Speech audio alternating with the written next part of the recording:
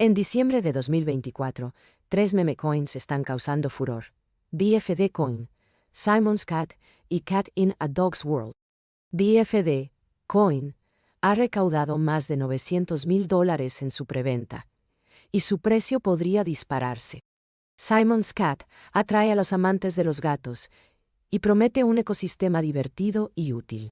Por otro lado, Cat in a Dog's World se posiciona como el favorito de los amantes de los gatos en un mundo dominado por perros.